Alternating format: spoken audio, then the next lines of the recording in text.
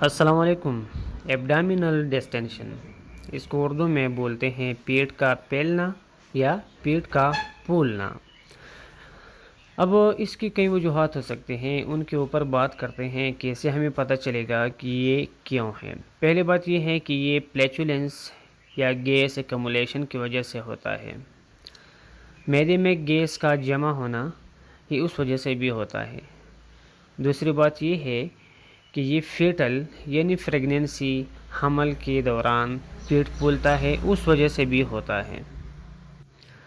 تیسری بات یہ ہے کہ جب ہمارے پیٹ کے اندر فلوئڈ ایکومولیشن ہوتا ہے جسے ایسائڈ کہا جاتا ہے، پیٹ کے اندر پانی بھر جانا، یہ اسی وجہ سے بھی ہوتا ہے۔ اور چوتھے نمبر پہ موٹاپے یعنی فیٹس کی وجہ سے، کوئی بندہ زیادہ موٹا ہے تو زیادہ چربی کی وجہ سے پیٹ پھولتا ہے۔ اور آخری بات جو میلیگننٹ ٹیومر جس کو مہلک رسولی کہا جاتا ہے، جب یہ پیٹ کے اندر جمع ہوتی ہے اور جب یہ رسولی بنتی ہے تو اس سے پیٹ پھولتا ہے۔